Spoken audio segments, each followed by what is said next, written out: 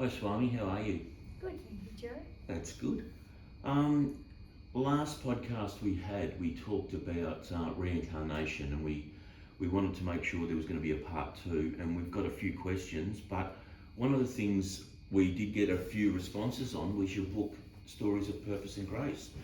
So if you could be so kind to just walk us through that chapter we talked about before, it might give people an insight to other ways to look at it. Right. Okay, I was thinking I didn't have my glasses, but I do have. In this first story, The Coming, I talk about a Mahatma that's in the Himalayas, right? Yes. And he's walking along in his yoga danda. Well, actually, you can't walk with the yoga danda because the yoga danda is only about this high. And so I took sort of a little bit of Creative, yes, there, and I turned his staff into a yoga danda because I thought it sounded good.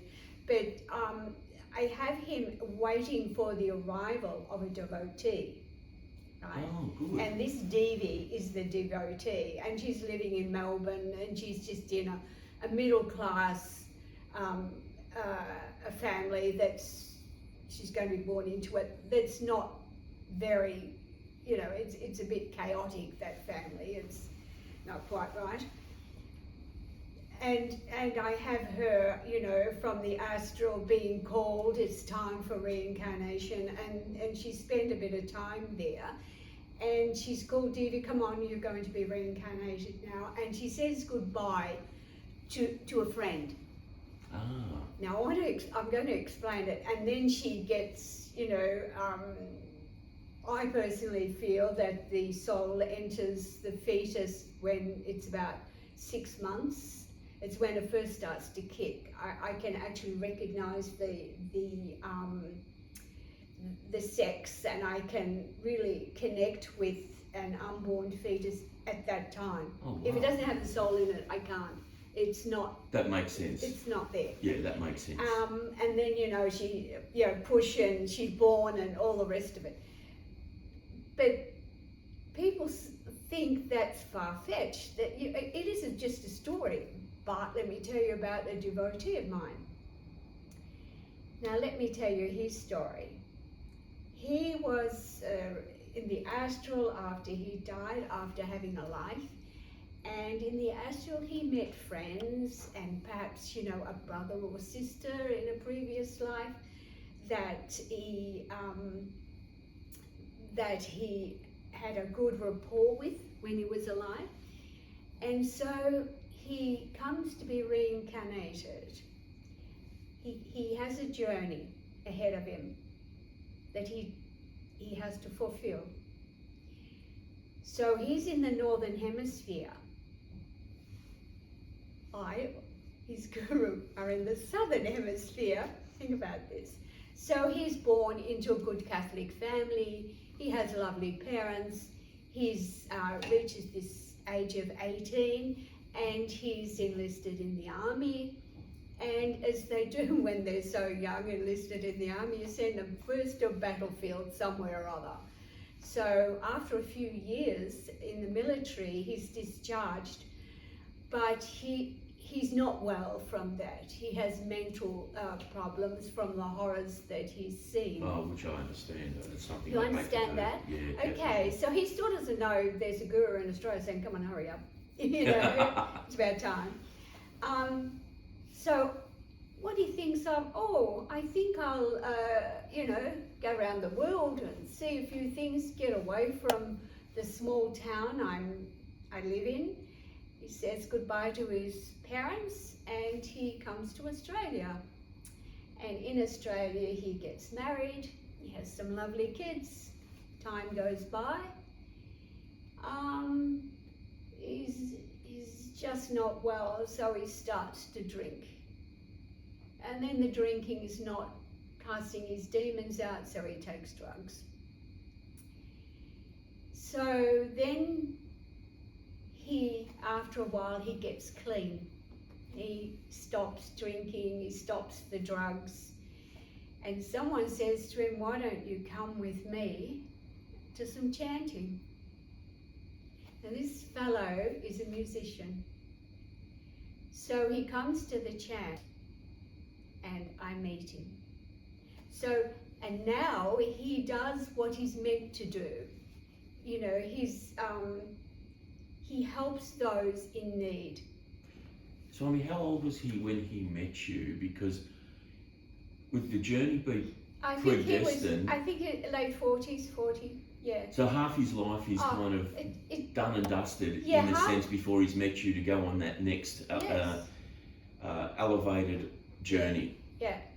So do you think he knew that he was looking? Was he searching for a guru at the time, or do you think it was just something that happened? It was just something that happened for him, yes. So for him it was probably like an organic growth and experience, I guess so. versus just looking from day one thinking, I've got to find a guru. Yeah.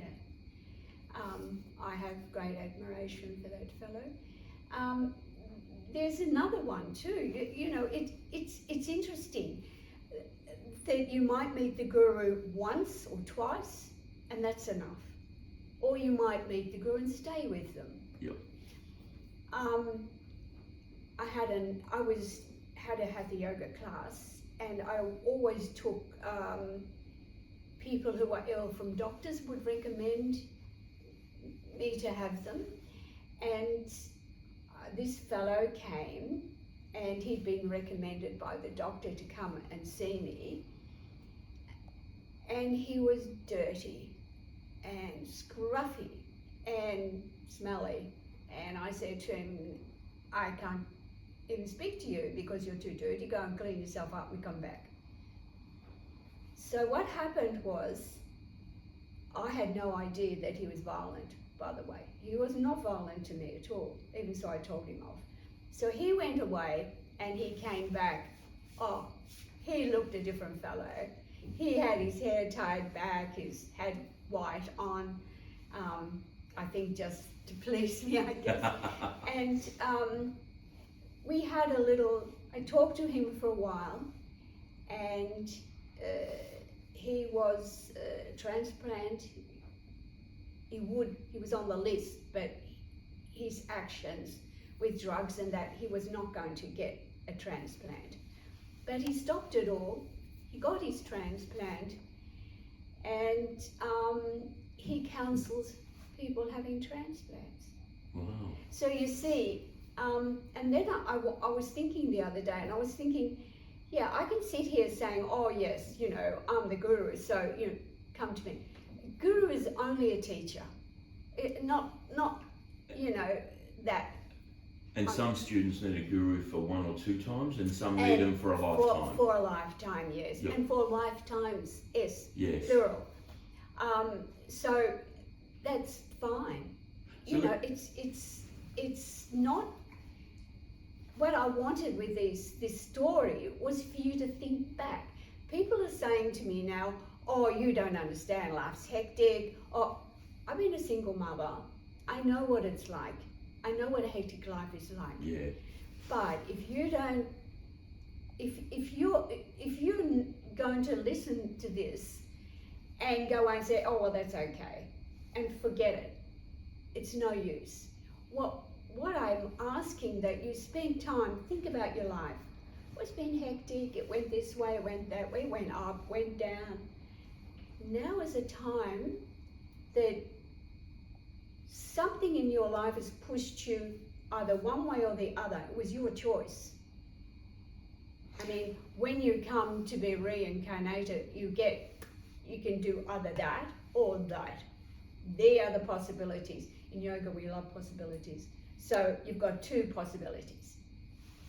Now, if you think back and think, oh, I should have gone a different way, go and try it. Life's short. Yes. You know. So on that time, just a few things that come up to me straight away. The first thing is, for the 2 gentlemen that you seen in this lifetime that were reincarnated, how did you know they were reincarnated? How did you know they lived a past life? What were the triggers or the signs, or was it a soul connection, or what was those signs for you to know they actually had a past life and that wasn't their first life. You want the mysteries, Joe. I want them solved, Swami. What happens from my point of view, I feel there's the vibrations coming. I don't know who, what, why. I just know, oh, yes, So the vibrations coming now. You feel the vibration, you connect with the soul. Yeah. And it doesn't matter what form that soul comes in, you know that soul. So whether it's a male, female, that type of thing, you actually know, okay, this is the person I've got to connect with, or this is the person who is searching. Okay, and the next thing I was going to ask... I would also say, you don't always need to have a guru. You might be sitting watching this and say, oh yeah, but I can't find a guru. Where am I going to find a guru? Just think it means teacher. So perhaps your father was a teacher to you, taught you something, or a grandparent, or someone walking down the road sort of has said something to you or mentioned something that has changed your life. That makes sense, but I'm going to throw a curveball at you, Swami. When people are looking for a guru, I think personally, so I could be wrong here, they're looking for a better connection to, in my world, it'll be God. So, speaking to your dad who's a teacher, as in if I had a dad who was a teacher, he might not teach me that. He might teach me the right way and the wrong way, not to do this and not to do that. But he might not help me become closer to God, if that was my journey. So would you think the people that have followed you, the initiates or the devotees, or those type that have been searching for you and you connect with a soul connection, what would you say predominantly they're searching for? Because if they're looking for a teacher, they're searching for something, I would think. Usually I think people, they're not well, or they've got problems, or there's usually a reason why they look for a guru. Is it their last resort? Because they've gone to so many people over so many years and they haven't solved those medical problems or health problems? Could be. Or just go and, see what she's like. Yeah, that's true. That's true, yes. But, if you are a devotee of mine and you're telling me you don't have much time, then what's the use? Yeah. If you really want to change your life, change your life. You see, these two fellows I just talked about, they changed their life. They changed it for the better. So if they were listening to this, they would know who they were. Yeah. Yeah, that's good. That's good. Mm. Is there anything you want to finish on that we haven't spoke about with that story or those stories? I don't think so, but I really think that people could spend a little bit of time in contemplation. Contemplate where you've been and your life and how it's panned out up to this point and how you're going to continue it for the rest of the time you've got here. That's a good idea. It's a good way to approach it, actually. Okay, we'll move on a little bit to questions now, Okay. Swami. We've got a couple of questions that Gail's going to read out to you. Over to you, Gail. Thank you. So this first question is from Anne-Marie. If time is a phenomenon of the material realm and not of the realm of souls, can we and do we reincarnate in a non-chronological sequence? No. She has an example. For example, can my next life be in ancient Egypt? If not, why not? And if so, would the Egyptian incarnation have free will that can change the course of the future, present, or is it destined to play out in one particular way? It's already played out. You can't go back in time. Further to her question, is there another way to think about this? Do all lives exist in separate universes or channels? Or is the soul living out all incarnations simultaneously in one coherent Earth timeline within the eternal present? It's an interesting question. It is what it is. You're not God. You can't change anything. So Swami, on that, just expanding that a little bit, if we can't change anything, but yet we have choice. We have choice. So does that still change anything? So if I choose yellow instead of black, does that mean I go on the yellow path until I actually then realise the yellow path might have been wrong for me, Yeah. and then I've chosen black? Yeah. But it might have taken 2 years for me to Yeah. realise that. Yeah. Okay, But that makes sense to yeah, me. yeah, but you can't go back in time. You know, it is what it is. We are a group that is evolving in the 3rd dimension. You can't jump to the 6th dimension. You can't go back in time. It is what it is now. And you just keep reincarnating until the soul is refined.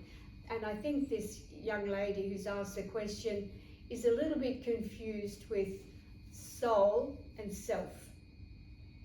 Okay, I was actually going to touch on that in a different way, Swami, so that makes sense to me, because if we got to choose where we wanted to live in our next life, that's not in line with...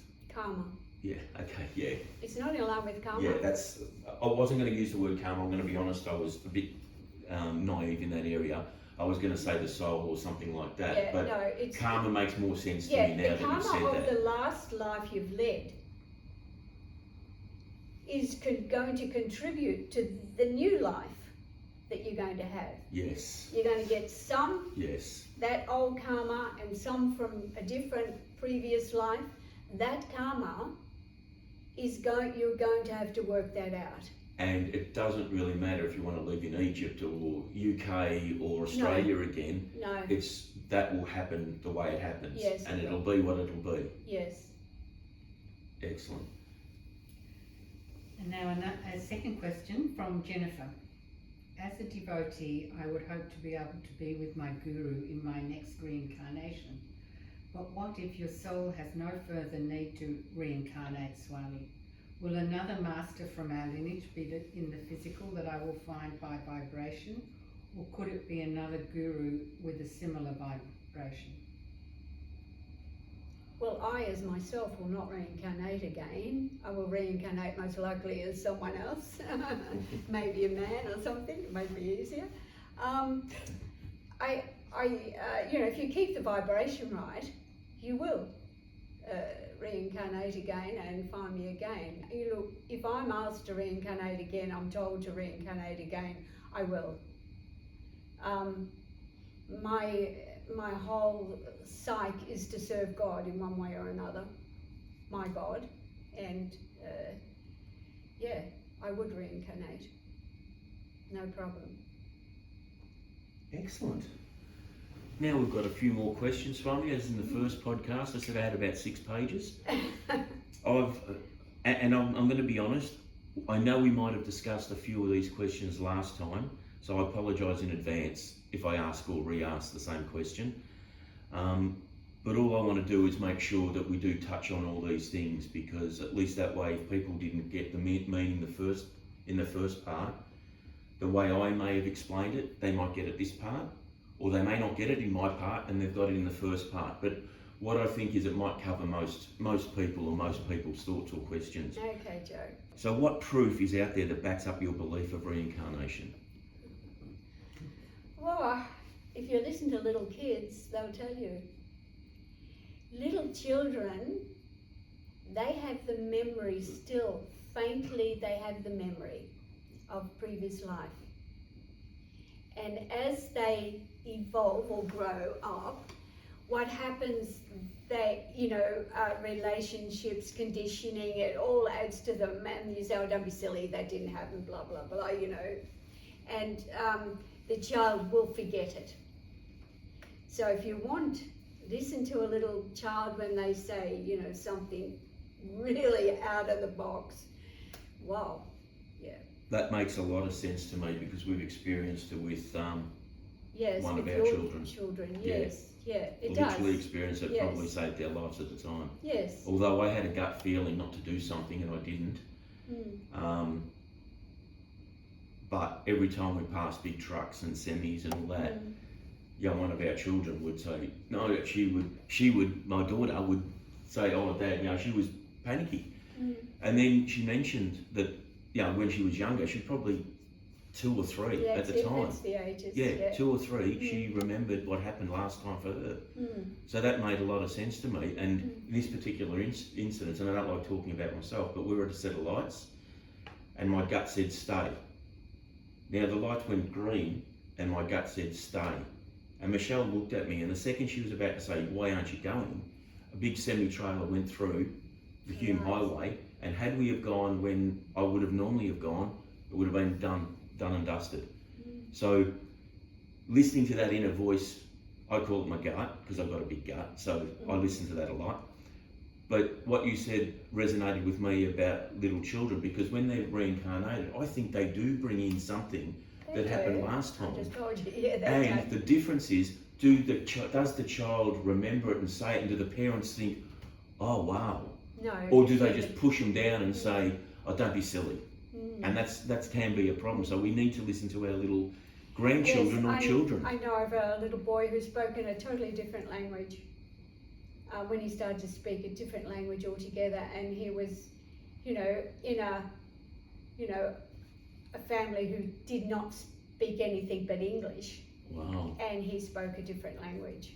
Yeah. Yes. So there is evidence that backs up that belief. Yes. So moving on to that, there's people that wouldn't believe reincarnation. So have you had the debate with others in regards to reincarnation? Or have you run any courses about the reincarnation process? I have, and I've written about it, and yes. Excellent. Is that an easy access to people? Like, I know it's, we're talking about stories in grace, stories of purpose in grace. Gail just told me this morning that YMI has a lot of about reincarnation in it as well. Oh, good. Yes. Good. So if people want to study those books, they could. Yeah. Is our soul with us for eternity? Yes. Our soul is our soul, and that's it. It cannot be mixed with anything else. No. So with reincarnation, this is something that's been playing on my mind for a while, Swami, so you can kind of help me here. With reincarnation, does it matter if you're buried or cremated? So the initial, okay, Joe has passed away. Well, let's put it this way. If you're buried in Australia, it costs quite a lot of money to be buried. You've got to buy the plot and the whole lot, and you've got to keep it forever, and you've got to pay for it to be. In Europe, they dig you up, but here they don't as yet. But we say in yoga that the body should be burnt so that you don't long for the body anymore, it's gone. So the soul moves on. Moves on easier. So with that, and I apologise to my Jewish and Muslim friends, but I understand that Muslims and Jewish people do not get cremated. That's so right. Why would they not get cremated? They believe that, I'm not that sure, but I believe that they believe in a hereafter, and that they will be, rise again and reborn. So for me, with Jesus not being cremated, some people might not want to be cremated, but that's not a good thing or a bad thing. No. It's just up what you believe in. Yeah, because Hindus do get cremated. Yeah, pretty quickly. Why is that? Yeah, so that they don't long for the body. So it's basically a quick move on, so they can go on their journey, their path. Okay. Before we dig a bit deeper into reincarnation, can you please help me help us understand, when we pass away, does it make any difference between what people choose, whether it's a burial or cremation? Now, I know we talked about with cremation, people can move on faster, but what if people that get buried are forward thinkers anyway, and they think, okay, well, I'm back there now, I'm going to keep walking It's a forward. personal choice. Yeah, cool. You can do it if you like. So both options are okay? Yes. Yeah, beautiful. If reincarnation is real, why do people tell other people, your partner or your friends, they'll be there for you?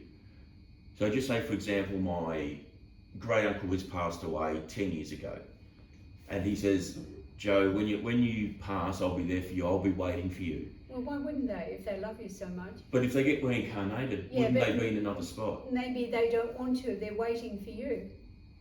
You have the free will, you can wait a bit longer. So Okay, so reincarnation doesn't automatically happen. You know, It can you be saying, don't, you I want to don't wait die, for... put, bang, back, born again. It sort of takes, from our point of view, time. It takes a bit of time. So would you say, based on that, and I'm diverting a little bit, are you saying that this is why we keep rinsing and repeating our lives? Because we're in the same circle of friends or the same family, because everyone's waiting for us and then saying, okay guys, let's all go again. Yeah, Okay. So some people believe the soul goes back to the universe first, or some say it goes back to the source. Can you explain what that means to all of us? The soul takes a lot of reincarnating to get back to the source. You know, the oneness that they call it, or Parameshvara, or Allah, or God, to get back to that vibration it takes a long time.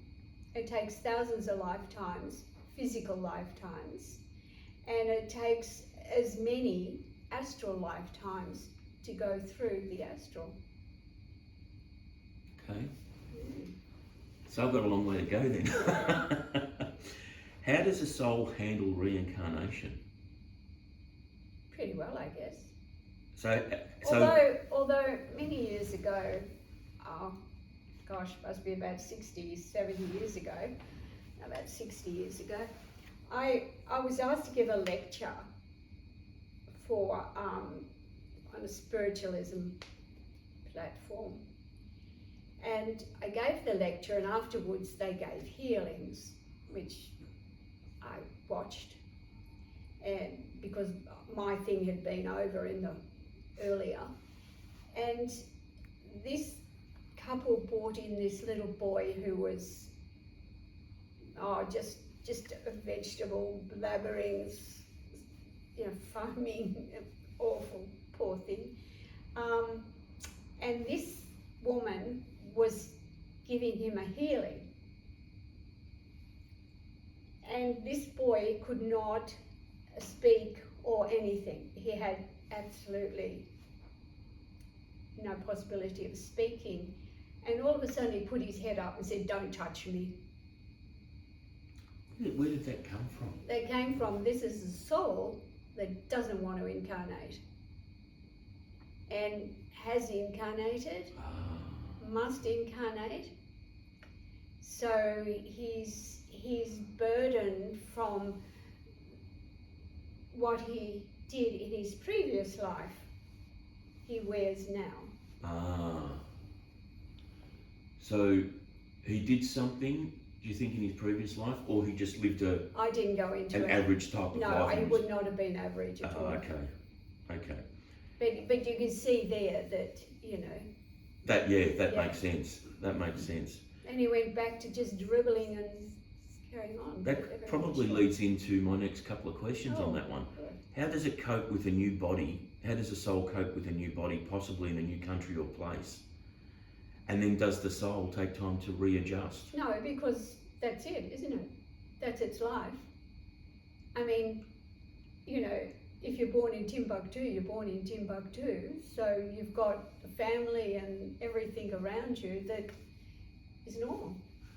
But as a 2 or 3 year old, where you're remembering what happened in the past or a past life, do you feel that the soul would reflect and say, "Oh my God, where am I? What's going on?" No, it just moves on. It just moves on, as far as I know. And once a soul is reincarnated, does it remember the last body or the last moments of their previous life? Usually their memories are washed away to a certain extent. Because I've got here, if not, how does the life get wiped, especially when the soul is a powerful entity? Soul's not a powerful entity until it's evolved. Very good. Thought you had me on that one. No, I never have you, Swami. I know that. That's one thing I know for sure. What if you weren't happy with who you were in your past life?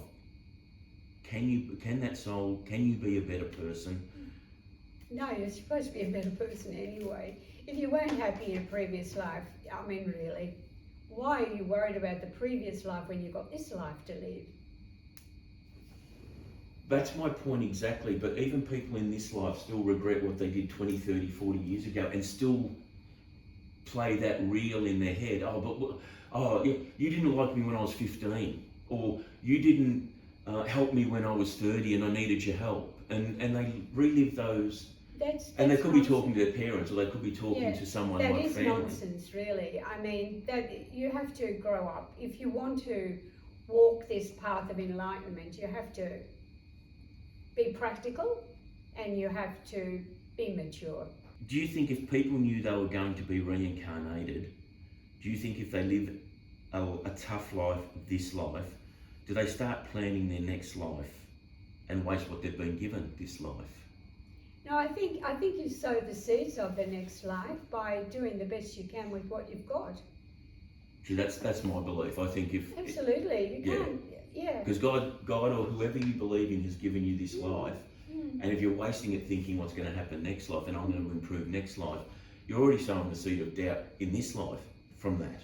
But if you think positive and you make the most of every day now, then I think the next life, whether you get blessed more or less, you're living your journey that you need to live. What if you want to move on in your next life, but your family or your partner wants to be with you again in the next life? Which soul wins? Well, you, of course, you win. But if you have a partner that wants to be with you, then they would lose. Yes. If you wanted to move on. If you wanted to be together, could that happen? Well, if both souls... Would it be necessary? Because in your next life you might be different sexes, you know what I mean? You might be totally different. No, why? I mean, it happens. People reincarnate in the same group of people or family that they've always been with for a long time. Why? Do you feel... don't need that. You can move on alone. Do you feel though people that do that are looking for something comfortable in their life and not wanting to grow and learn? Yeah, probably. Okay, that covers a few questions already. Here's something just for people that might be single or something that have a pet, or people that have got a family and have a pet. Can pets have passed away and find you again in their next life? They can, yeah. So if animals can be reincarnated, does that work along the same lines as humans being reincarnated? Well, I've never been an animal, so I'm not sure. Yeah. But pretty much. It's a fair answer. Yeah, pretty much, I have experienced that. So, just throw in another curveball, Swami. Can a pet who has a soul reincarnate as a human being? No, I don't think. I think animals reincarnate to animals, and people as people, trees to trees, flower to flower. Swami, have you got anything to finish off on with reincarnation? Yes, I have. I would ask everyone to think back on their life. Use your life or your past to help you with the future. Don't dwell on it, but use it to help you with your future. And to spend time every single day, I would like to think in meditation, 20 minutes a day. You can do 10 minutes in the morning and 10 minutes in the evening, or 20 minutes in the evening. And spend time just to be with yourself in muna, which is quietness. That means no tally, nothing, no chanting, nothing. Just absolute quietness, and come home to yourself. Great way to finish. Thank you, Swami. Thank you. Thank you for joining us in another episode of the Teachings of Samata. For further information regarding these teachings with Swami Durgananda and the products, please check out the website below. To follow along with this journey, please subscribe for more. And thank you. We hope to see you again soon.